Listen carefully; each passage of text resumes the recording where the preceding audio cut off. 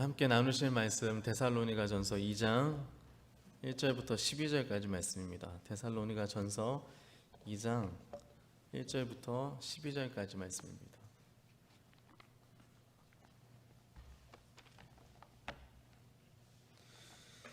데살로니가전서 2장 1절부터 12절 말씀입니다.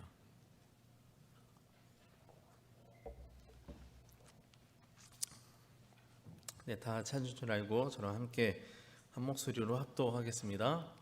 형제들아, 우리가 너희 가운데 들어간 것이 헛되지 않은 줄을 너희가 친히 아나니, 너희가 아는 바와 같이 우리가 먼저 빌립보에서 고난과 능욕을 당하였으나 우리 하나님은 힘입어 많은 싸움 중에 하나님의 복음을 너희에게 전하였노라. 우리의 권면은 간사함이나 난 것이 아니요 속임수로 하는 것도 아니라 오직 하나님께 옳게 여기심을 입어 위탁받았으니 사람을 기쁘게 하려 함이 아니요 오직 우리 마음을 감찰하시는 하나님을 기쁘시게 하려 함이라. 너희도 알거니와 우리가 아무 때에도 아첨하는 말이나 탐심의 탈을 쓰지 아니한 것은 하나님이 증언하시느니라. 또한 우리는 너희에게서든지 다른 사람에게서는 영광을 구하지 아니하였노라. 우리는 그리스도의 사도로서 마땅히 권위를 주장할 수 있으나 도리어 너희 가운데서 유순한 자가 되어 유모가 자기 자녀를 기름과 같이 하였으니 우리가 이같이 너희를 사모하여 하나님의 복음뿐 아니라 우리의 목숨까지도 너희에게 주기를 기뻐함은 너희가 우리의 사랑하는 자 됨이라. 형제들아, 우리의 수고와 애쓴 것을 너희가 기억하리니 너희 아무에게도 폐를 끼치지 아니하려고 밤낮으로 일하면서 너희에게 하나님의 복음을 전하였노라.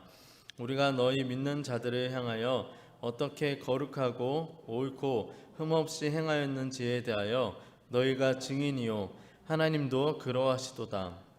너희는 아는 바와 같이 우리가 너희 각 사람에게 아버지가 자기 자녀에게 하듯 권면하고 위로하고 경계하노니 이는 너희를 부르사 자기 나라와 영광에 이르게 하시는 하나님께 합당히 행하게 하려 함이라. 아멘. 우리 자유풋분과 한번 인사하겠습니다. 오늘도 참 잘 오셨습니다. 사랑합니다. 축복합니다. 네. 코로나 확진자가 40만 명이 넘어가는 이 시국에도 예배 자리를 지키시고 또 하나님 만나러 오신 성도님들을 축복합니다. 하나님께서 이 어려운 시간들을 잘 이겨내게 하시고 지나보내게 하실 줄로 믿습니다. 우리는 그저 했던 것처럼 우리 하나님을 예배하고 또 믿음으로 살아가는 것, 하나님을 기대하는 것 뿐임을 고백합니다. 이 시간 오늘도 예배 시간을 통하여서 우리 성도님들의 믿음이 더욱더 하나님 안에서 굳건해지고 하나님을 찾는 시간 될 수 있기를 축복합니다. 최근까지도 저와 인사를 나누시는 분들이 가장 많이 물어보시는 것이 있으세요. 바로 네? 결혼 언제 하냐고요?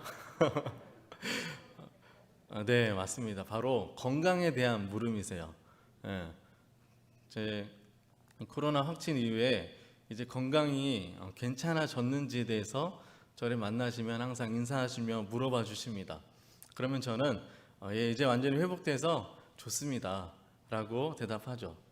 그러면 다행이다 라고 하시면서 덧붙이시는 말씀이 생겼어요. 그게 뭐냐면 이제 책임져야 될 사람도 생기는데 건강해야 된다라고 말씀하시는 거예요. 저는 그 말을 잘 들어보지 못했던 말이기에 어색하면서 또 신선하면서 또 기분이 좋으면서 또 책임감이 느껴지면서 오묘하더라고요. 그전에는 항상 뭐라고 성도님들이 해주셨었냐면 혼자 사는데 건강 잘 챙겨야지 라고 얘기해 주셨었거든요. 이런 성도님들의 걱정과 애정이 담긴 이런 말씀들을 생각하면서 깨달은 것이 있습니다. 사랑하는 사람이 생기면, 결혼을 하게 되면 이제 내 건강이 나만을 위한 것이 아닌 거구나. 내가 건강해야 되는 이유가 전에는 나에게만, 내가 혼자 사니까 나에게만 있었다면 이제는 사랑하는 이를 위한 것으로 바뀌게 된다라는 것을 깨닫게 되었어요. 건강뿐만 아니라 저의 시간과 저의 물질과 에너지와 삶의 전체적인 것들의 방향이 이제는 나에게서 그 사람을 위해서 바뀌게 되더라는 거죠. 왜일까요?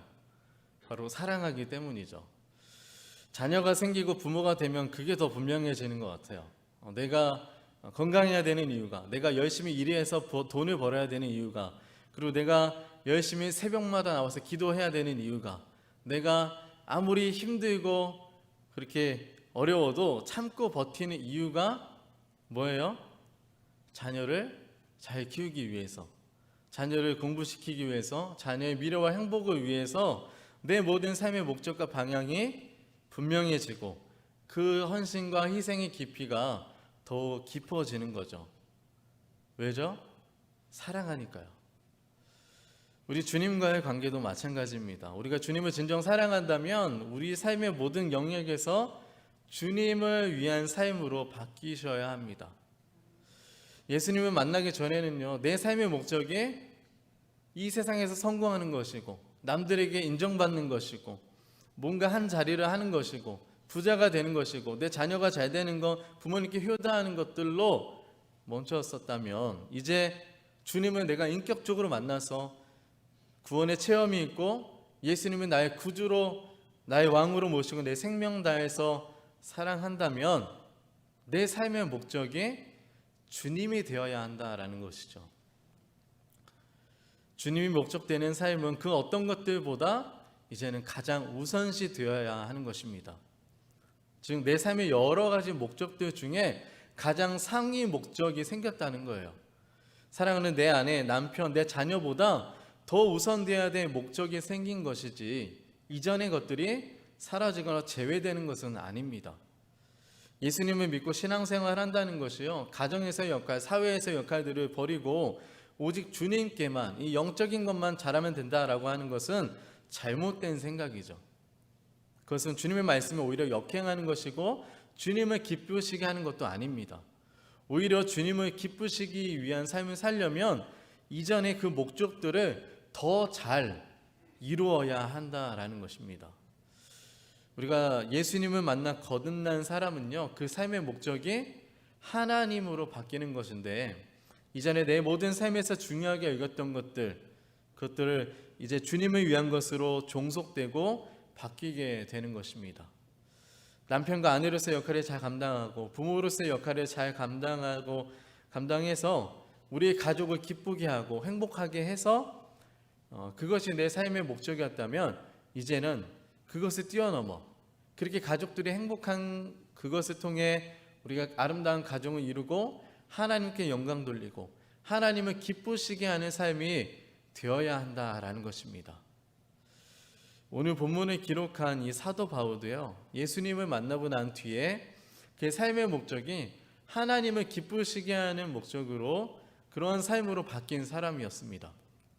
그의 삶과 사역, 특별히 오늘 데살로니가의 복음을 전했던 이 이야기들을 통해서 그의 인생의 중심에 있었던 그 하나님을 기쁘시게 라고 하는 그 목적이 그의 사역과 그의 삶에 어떤 영향을 미쳤는지 살펴보고 우리 함께 은혜를 나누고자 합니다.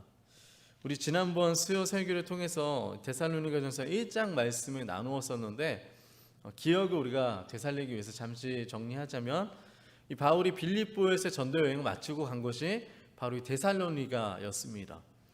거기서 약 3주 정도의 시간을 보내면서 바울이 복음을 전했었습니다.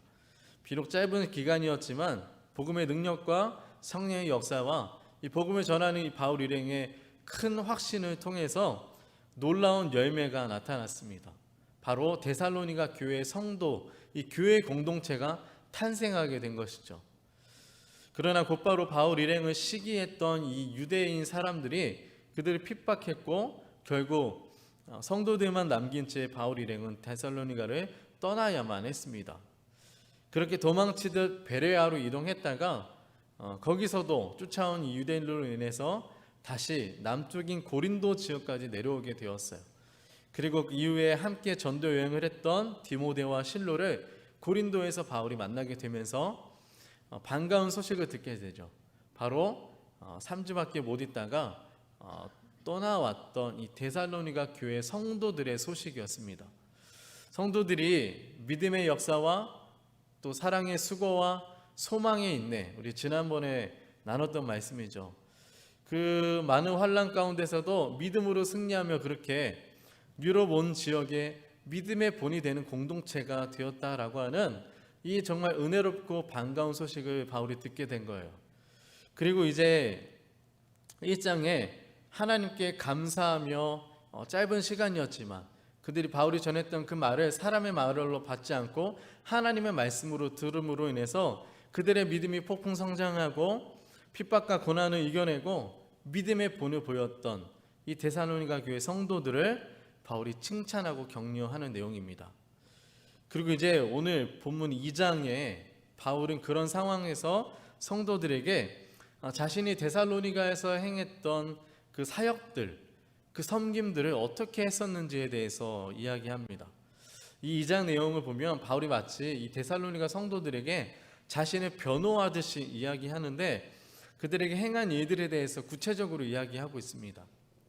그 이유는 자신들을 두고 떠난 이 바울에 대해서 성도들 중에 혹시 오해하거나 혹시 잘못된 소문을 가질 수 있기에 바울이 그런 것들을 바로 잡고 오해를 풀려고 하는 것이었습니다. 그리고 더 나아가서 자신들이 그들에게 보여줬던 그 모습들을 통해서 이 성도들을 권면하고 교훈하기 위한 목적이 담겨 있습니다. 먼저 바울은 2장 1절에 형제들아 우리가 너희 가운데 들어간 것이 헛되지 않은 줄을 너희가 친히 안다라고 말씀합니다. 바울이 데살로니가에 가서 짧았지만 3주 정도 짧았지만 그들에게 복음을 전했던 것이요 결코 헛되지 않았다라고 분명히 말씀합니다. 그리고 그걸 너희가 친히 안다라고 한 것은 데살로니가 교회 성도들 그 존재 자체가 바로 이 바울의 사역이 헛되지 않았음을 보여주는 증거이자 열매이기 때문입니다. 우상을 섬기던 너희가 돌이켜서 우상을 버리고 하나님께 돌아와서 하나님을 섬기고 있으니 우리가 너에게 가서 너에게 보냈던 그 시간들, 너에게 전했던 그 말들이 결코 헛되지 않았음을 너희가 알지 않느냐라고 말하는 것입니다.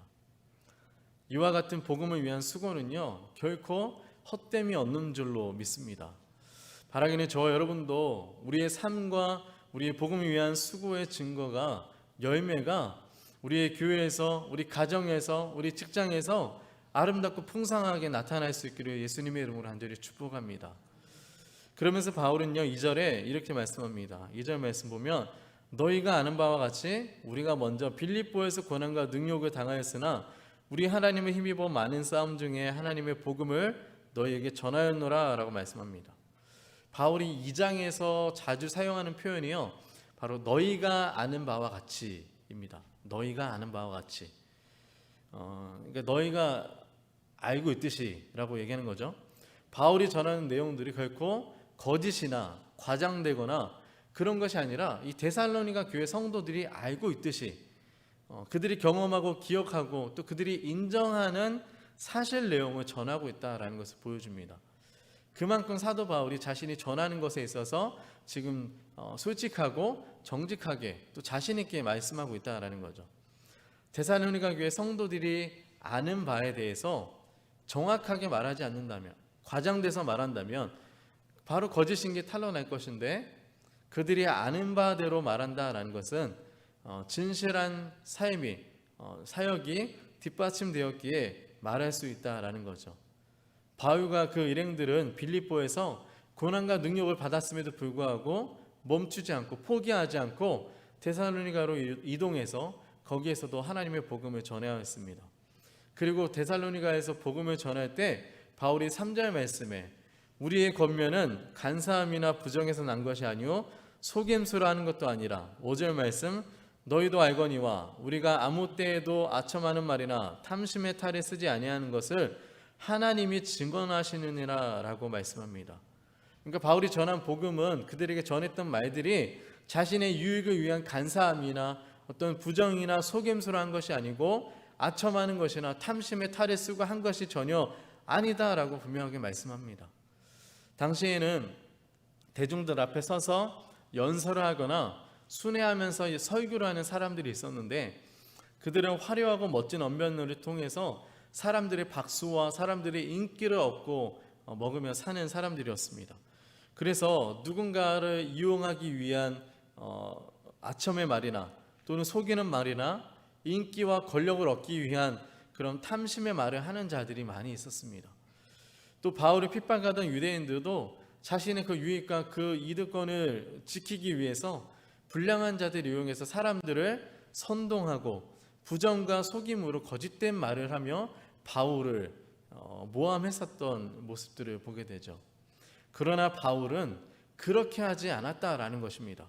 그리고 그것을 하나님이 증언하신다라고 분명하게 말씀하죠. 하나님이 내 증인이시다라고 말하는 거예요. 여러분, 바울이 그렇게까지 얘기할 수 있는 것은 그만큼 분명한 신앙적인 체험이 있었기 때문에, 분명한 체험적인 믿음이 있었기 때문이었습니다. 그동안의 사역 현장 여정 속에서 가장 최근에는 이 빌립보 감옥에서 경험했던 바울과 실라가 찬양 중에 옥토가 흔들리고 옥문이 열려지는, 창구가 풀어지는 그 놀라운 기적을 통해서 이 복음 사역이 내가 옳기 때문에 하는 것이 아니라 하나님이 이것을 옳게 여기셔서 내가 하고 있다라는 것을 깨닫게 된 것입니다. 그리고 자신들이 전하는 이 복음 사역이 하나님이 내게 위탁하신 것이 분명하구나 라고 하는 그 체험이 있었기 때문에, 그 믿음이 있었기 때문에 자신 있게 복음을 전할 수 있었다라는 것이죠. 그 체험적 믿음이 있기에 하나님이 우리를 통해서 복음을 전하게 하신 데는 분명한 확신이 있기에 바울의 복음은 복음 외에 다른 어떠한 아첨의 말이나 또는 속임이나 과장이나 탐심의 탈에 쓰지 않아도 되었던 것입니다. 복음 그대로를 전하면 되는 거였어요. 또 그 복음에는 능력이 나타나서 역사가 일어나게 된 것이죠. 그래서 6절 말씀에 또한 우리는 너희에게서든지 다른 이에게서든지 사람에게서는 영광을 구하지 아니었다라고 바울이 말합니다. 바울이 어디를 가든지 누구를 만나든지 이 복음을 전할 때요, 사람의 눈치를 전혀 보지 않았어요. 심지어 로마에서 재판받는 자리, 그것도 베스도 총독과 아그리빠 왕 앞에서도 그는 거침없이 복음을 전했습니다.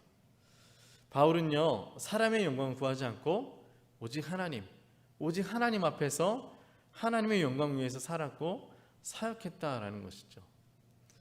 바울은 이어서 몇 가지 이미지로 자신의 데살로니가 사역을 성도들에게 상기시킵니다.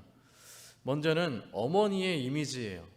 7절 말씀 다시 한번 보면, 우리는 그리스도의 사도로서 마땅히 권위를 주장할 수 있으나 도리어 너희 가운데서 유순한 자가 되어 유모가 자기 자녀를 기름과 같이 했다라고 말씀합니다.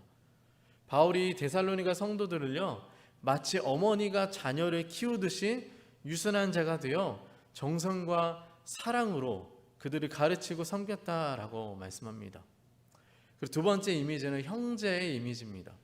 9절 말씀 보면, 형제들아 우리의 수고와 애쓴 것을 너희가 기억하리니 너희 아무에게도 폐를 끼치지 아니하려고 밤낮으로 일하면서 너희에게 하나님의 복음을 전하였노라 라고 말씀합니다.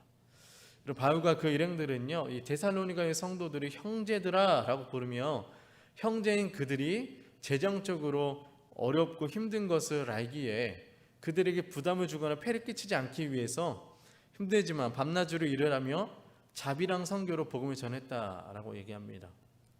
바울의 이러한 마음과 태도가 개인적으로 너무나 멋지고 도전이 되는 말씀이에요. 또 세 번째 이미지는 아버지의 이미지입니다. 아버지의 이미지. 11절 말씀 보면, 너희도 아는 바와 같이 우리가 너희 각 사람에게 아버지가 자기 자녀에게 하듯 권면하고 위로하고 경계하노니 라고 말씀하죠. 바울은 이렇게 때론 어머니처럼, 때론 형제처럼, 때론 아버지처럼 성도들을 가르치고 권면하고 위로하는 자였다라고 말씀합니다. 바울은 자신들의 이러한 사역들, 성도들에 대해서 진심이었음을 말하며 그렇게 사역할 수 있었던 이유에 대해서 두 가지를 말씀합니다. 먼저는 사랑하기 때문이었고, 그리고 하나님의 영광 위해서였습니다. 우리 8절 말씀 다시 한번 보면, 8절 말씀, 우리가 이같이 너희를 사모하여 하나님의 복음뿐 아니라 우리의 목숨까지 너에게 주기를 기뻐함은 너희가 우리의 사랑하는 자가 됨이라 라고 말씀합니다. 너희가 우리의 사랑하는 자가 되었다라는 것은 바꿔 말하면 우리가 너희를 사랑하기에 목숨까지 주기를 기뻐한다라는 것이죠. 영혼에 대한 사랑이 있었기 때문에 그렇게 진심을 다해서 바울이 복음을 전하고 사역할 수 있었던 것입니다. 또 12절 말씀에도 보면 12절 말씀, 이는 너희를 부르사 자기 나라와 영광에 이르게 하시는 하나님께 합당히 행하게 하려 합니다 말씀합니다. 바울이 사랑하는 그 성도들이요, 하나님께서 합당하게 여기시는 삶을 살도록 하기 위해서 성도들의 그런 삶을 통해서 하나님께 영광이 되도록 그렇게 수고하며 애쓰며 거룩하고 옳고 흠이 없게 행하며 복음을 전했다라고 말씀하고 있는 것입니다. 이러한 바울의 중심에는요, 서두에 얘기했듯이 그 어떤 것보다 중요한 목적이 있었기 때문이었어요. 바로 하나님을 기쁘시게 하자는 것이었어요. 하나님을 기쁘시게 하자. 오늘 주제의 핵심이 되는 4절 말씀 우리 다시 한번 같이 읽겠습니다. 4절 말씀입니다. 오직 하나님께 옳게 여기심을 입어 복음을 위탁받았으니 우리가 이와 같이 말함은 사람을 기쁘게 하려 함이 아니요 오직 우리 마음을 감찰하시는 하나님을 기쁘시게 하려 함이라. 아멘. 아멘. 예수 그리스도를 인격적으로 만나 그의 인생의 목적이 하나님을 기쁘시게 하는 것으로 바뀌었습니다. 그의 모든 사역의, 그의 모든 복음 사역의 목적도, 그의 삶의 목적도, 또 이 데살로니가에서 보여준 모든 삶의 모습들도요, 결국에는 하나님을 기쁘시기 위한 것이었다라는 것이죠. 바울이 만일 사람을 기쁘게 하는 사람이었다면, 사람을 기쁘게 하려고만 했었다면 결코 그는요, 그 모든 고난과 핍박들을 받고서 그 복음을 이어가지 않았을 것입니다. 그렇게 할 이유가 없는 거잖아요. 사람들이 싫어하네, 사람들이 좋아하지 않네, 사람들이 기뻐하지 않는구나, 멈추는 거죠. 그가 사람을 기쁘게 하는 사람이었다면 어머니와 같이, 형제와 같이, 아버지와 같이 성도들을 사랑하거나 섬기거나 가르치지 못했을 것입니다. 그렇게까지 자신의 시간과 물질과 에너지와 그 모든 은사를 투자해서 희생하거나 헌신하지 못했을 것이다 라는 거죠. 그러나 그는 언제나 사람을 의식하는 것이 아니라, 사람에게 영광을 구하는 것이 아니라 누구에게요? 하나님께, 하나님을 기쁘시게 하자라고 하는 그 분명한 믿음이 있었고 목적이 있기 때문에 그가 성령의 능력을 나타내고 아름다운 복음의 열매를 맺게 된 줄로 믿습니다. 여러분, 바꿔 말하면요, 바울이 하나님을 기쁘시게 하고자 하는 그런 삶을 살았기에 하나님이 은혜 주셨고, 하나님이 능력 베풀어 주셨고, 하나님이 그를 도우셨고, 하나님이 그를 지켜주신 줄로 믿습니다. 여러분, 사랑하는 성도 여러분, 하나님을 기쁘시게 하는 자들 되시기를 주님의 이름으로 축복합니다. 아멘. 바울이요, 데살로니가전서 4장 1절에 이렇게 말씀합니다. 우리 같이 한번 읽어보겠습니다. 그러므로 형제들아, 우리가 끝으로 주 예수 안에서 너희에게 구하고 권면하노니 너희가 마땅히 어떻게 행하며 하나님을 기쁘시게 할 수 있는지를 우리에게 배웠으니 곧 너희가 행하는 바라 더욱 많이 힘쓰라 라고 말씀합니다. 또 골로새서 1장 10절에 이렇게 얘기합니다. 주께 합당하게 행하여 범사에 기쁘시게 하라 라고 말씀합니다. 여러분, 그렇다면 하나님이 기뻐하시는 일이 무엇일까요? 여러분, 우리는 어떻게 하나님을 기쁘시게 할 수 있을까요? 여러분, 전도여행 다니실 거예요? 아니잖아요. 우리는 어떻게 우리의 소여진 삶 속에서 하나님을 기쁘시게 할 수 있을 것인가? 여러 가지로 우리가 이야기할 수 있겠죠. 그런데 제가 함께 나누고 싶은 말씀은 세 가지인데, 첫 번째가 따라가겠습니다. 하나님을 만나는 것입니다. 네, 하나님을 만나는 것입니다. 네, 뭔가 쉬운 것 같으면서도 어려운 것 같으면서도 하나님을 만나는 것. 여러분, 부모님의 입장에서 자녀가 기쁨을 줄 때가 언제입니까? 제가 아직 부모가 되지 않아서 정확히 알 수 없지만 저희 어머니를 보면 알 수 있을 것 같아서 이 말씀을 전합니다. 부모님의 입장에서 자녀가 어떻게 할 때 기쁘셨어요? 자녀들이 공무원 시험 합격하거나 좋은 직장에 취업하거나 결혼 좋은 소식이 들려줬을 때 기쁘셨죠? 기쁘셨잖아요. 네. 자녀들이 용돈 줄 때 기쁘셨잖아요. 네. 아직 못 받아보신 분들은 하루빨리 받아보실 수 있게 축복합니다. 여러분, 그것도 기쁜 건 사실이에요. 사실이죠. 그런데 좋은 소식만 들려주고 용돈만 보내와도 기쁠까요? 아니겠죠. 자녀가 직접 찾아와서 나의 얼굴을 보고 만나고 이야기하는 것이 가장 기쁠 것입니다. 아멘? 네. 용돈 보내주는 게 더 기쁘세요? 안 와도 되니까 용돈만 제때제때 붙여라 이거 아니시죠? 직접 찾아와서 자녀들이 나를 만나주는 거, 그것보다 큰 기쁨이 없는 것 같아요. 자녀들이 여럿 있는 경우에도 그 중에서도 나를 자주 찾아와주고 나에게 자주 통화하고 자주 만나는 그 자녀가 더 고맙고 더 기특하신 것 같아요. 특별히 좋은 소식이 없어도 자녀가 빈손으로 와도 그냥 자녀가 나를 만나러 왔다는 것만으로도 부모님은 기뻐합니다. 그냥 와서 같이 이야기 나누고 가도 좋고, 와서 뭐 별말 없이 그냥 당신이 해주시는 밥 한 그릇 맛있게 먹고 가주면 그냥 흐뭇하고 안심이 되시고, 그렇게 잠깐이라도 자주 얼굴을 볼 수 있는 게 그게 좋은 게 바로 부모님의 마음이고 사랑이다라고 생각됩니다.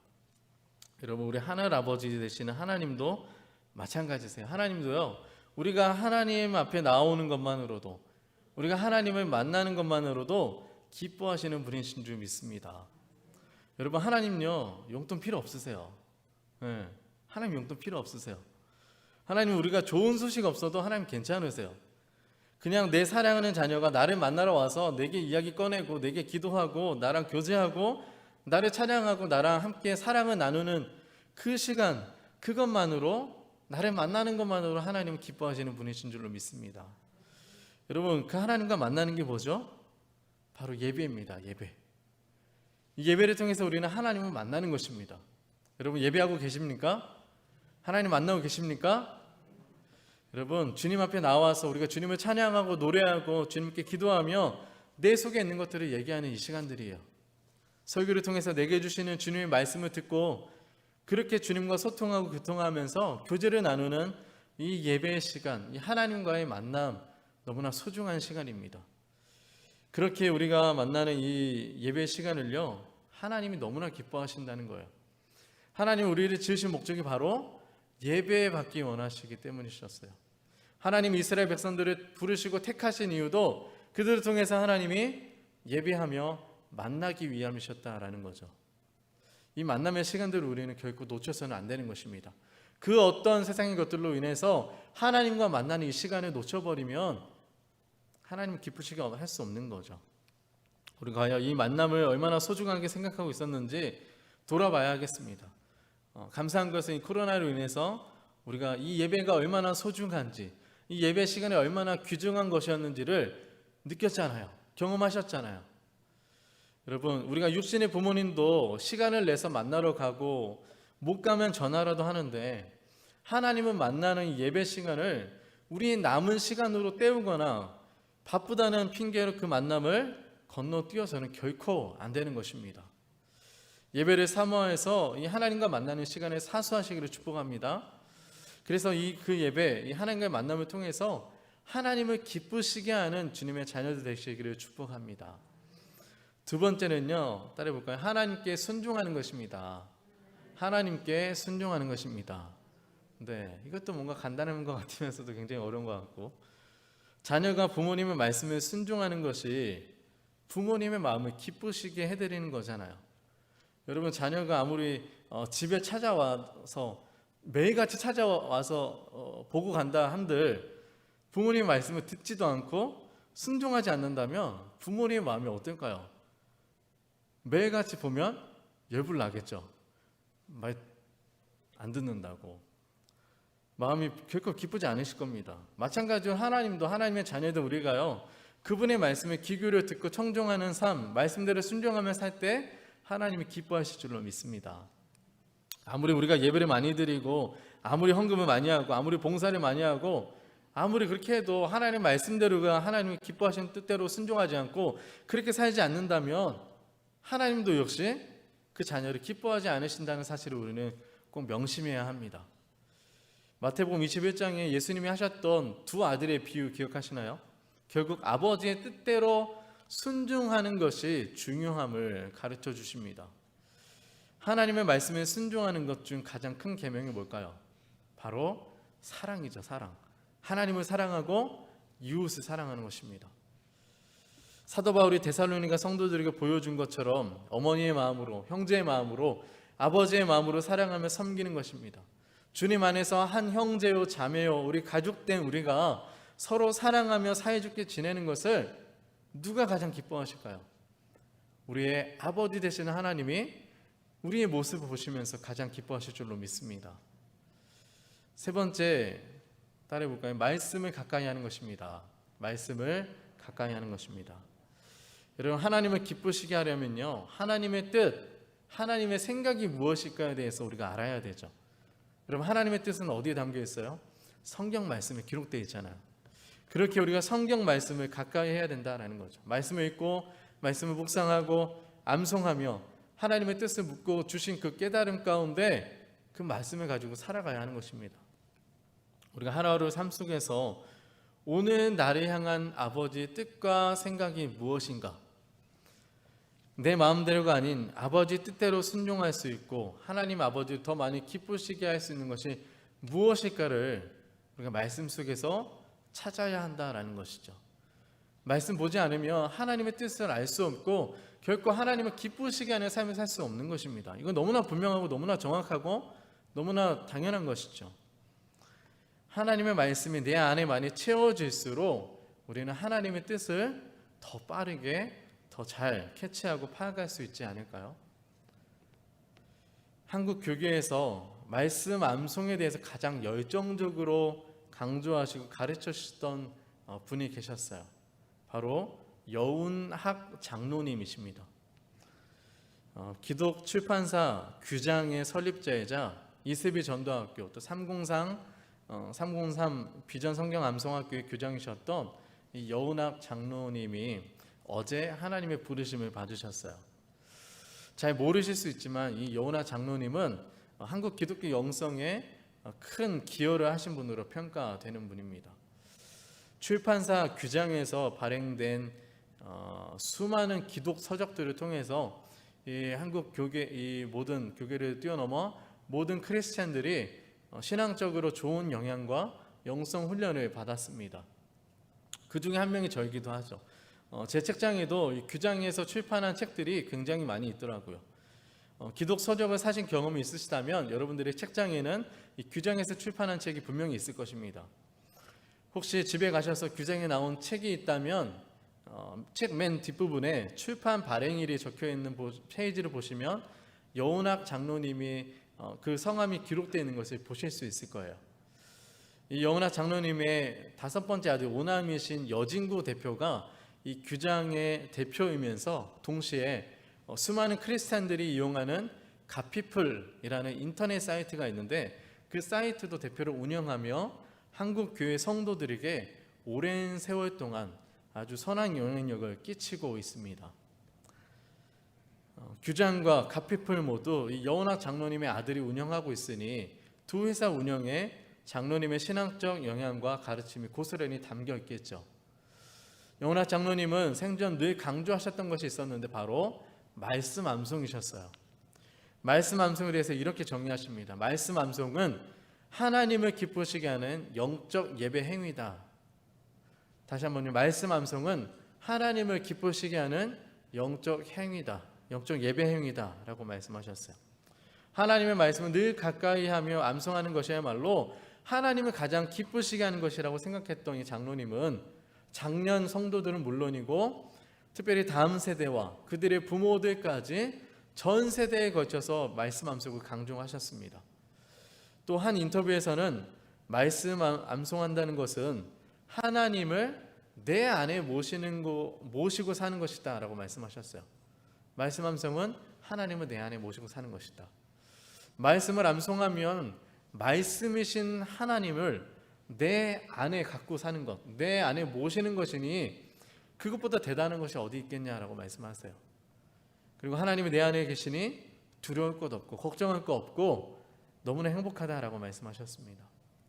이 장로님은 늦게 신앙생활을 하시며 예수님을 믿었는데, 예수님을 믿고 난 뒤 그 인생의 목적이요, 하나님을 기쁘시게 하는 삶으로 바뀌었고, 그렇게 남은 인생을 정말 헌신적으로 주님을 위해서 사셨습니다. 특별히 이 말씀 암송을 통해서 이 믿음의 다음 세대를 세우는 데 꿈과 비전을 가지고 평생을 바치시며 하나님을 기쁘시게 하는 삶이 무엇인지 우리 후손들에게 그의 삶으로 보여주신 분이십니다. 사랑하는 성도 여러분, 저 여러분이 살아가는 목적이 무엇입니까? 하나님을 기쁘시게 하는 것입니까? 아니면 사람을 기쁘시게 하는 것입니까? 여전히 나만을 위한 인생, 여전히 하나님이 아니라 다른 세상의 것들, 이 땅에 썩어질 것들을 위해서 여전히 그렇게 살아가고 계시지는 않는지 점검하고 돌아볼 수 있기를 바랍니다. 어쩌면 하나님을 기쁘시게 하는 삶이요, 우리가 살아가는 이 세상 속에서, 21세기 세상 속에서 환영받지 못하고 조롱받고 인정받지 못할 수 있고, 우리 고난과 핍박이 우리에게 있을 수도 있습니다. 하지만 세상 누구도 모를지라도, 그 누가 인정하지 않을지라도 우리 주님이 우리의 증인되어 주실 줄로 믿습니다. 바울은 고백합니다. 하나님이 나의 증인이시다, 하나님이 나의 증인이시다 라고 고백이 우리 고백될 수 있기를 축복합니다. 여러분, 우리가 믿음으로 드리는 이 작은 고백과 사소한 행동 하나하나도 하나님은 결코 놓치지 않으시고, 하나님은 다 지켜보시고 다 기억하시고 우리에게 주님께서 기쁨으로 축복으로 채워줄 줄로 믿습니다.